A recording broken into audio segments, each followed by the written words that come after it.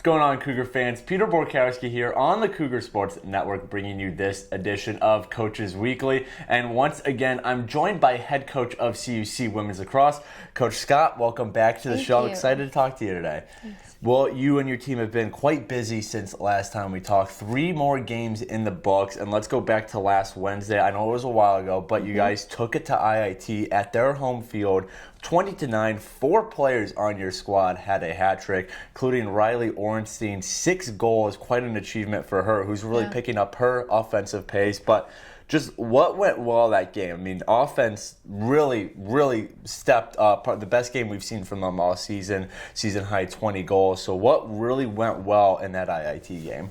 Yeah, I think pretty much just what you said was our offense really did step it up. So we had several different players score a lot of goals, and that was exactly what we were looking for to do, kind of get that step up on the attacking side, get those goals to move on into those next games. Mm-hmm. Well, now those next games didn't turn out as favorably. A loss at Edgewood on Saturday, and then a loss to an always tough Aurora team here at River Forest this past Tuesday.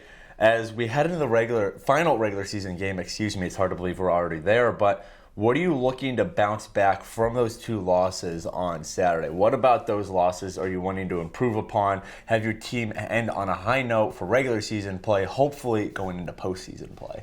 Yeah, so I think the Edgewood game in general was just kind of a little bit of a shock for everyone. So it was actually the first time I would say that our defense, which includes our goalie, like the whole set kind of down there, just couldn't seem to like get into the game. You know, it was like right from the beginning, just easy goal, and unfortunately they got too many that we did have those looks on the attacking side. The attack did build off the IIT game like we were looking for, and it just wasn't enough. We just didn't score enough to make up for, unfortunately, kind of the other end of the field, which isn't something that we've seen this season. So, and then Aurora, we turned the corner, and even though the score looks really big, we actually held their attack several times, shot clock out. So we were super, super proud of the way that they played from defense all the way through the midfield and into the attacking side. So, we're just looking for that last game for them to kind of build off that intensity from such a good team like Aurora. Right. And just kind of keep it all over the field and really show that we can consistently do that and just finish it out strong. Right, and like I said, the postseason still an option for the Cougars. However, you're going to need a little help. Beloit needs to defeat Edgewood this upcoming Saturday. And I mean, what's that like for you as coach, and from what you've heard as players, knowing that you're relying on outside help to get in that postseason? I mean, I'm sure it can't be that great a feeling sitting there knowing that you guys really aren't in control of your destiny anymore. I mean, can you describe that feeling a little bit for us? Yeah, so I think, we told the girls every conference game that you just never know what the other team's going to bring, and you guys have to control yourselves because you want to be in control of your own destiny, right? And, unfortunately, we lost to CU Dub and Edgewood, and that really did hurt us. And they knew after that Edgewood game that would put us in a gray area. Yeah. And so, it does leave us in a not ideal spot, obviously waiting for another team to kind of see what they do and leaving it in their hands. But the girls have been super, excited, optimistic. They're like, anyone can cause an upset. Right. We have faith, and hopefully it comes out in our favor. But it's definitely a tough conversation. But we said, we feel like we prepared them kind of the whole conference for that if you don't show up,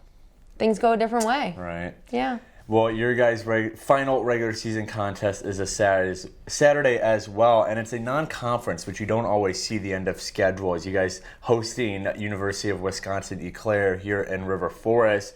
Seeing that it's the final regular season game, hopefully not the final game of the season, but final regular season game, and it's a non-conference. I mean, what are you really looking to see out of your team, knowing all those circumstances surrounding it? Yeah, I mean, we're telling them just to make sure that they play their hearts out because it could be their last game. Now, once we're finished with that game, we'll see the final Beloit score, and we'll be able to, sit there as a team and be like, this is the outcome, good or bad. So yeah, we're just looking for them to really give their all, just in case it is that last game. We don't want them to have any regrets this season and just kind of put it together from back to front and play super hard. Exactly. Yeah. Well, the Cougars welcome UW-Eclair to River Forest this Saturday. That's a 2 p.m. start time. Coverage can be found at our website, cucougars.com, and the live stream can be found on our YouTube page, CUC Sports.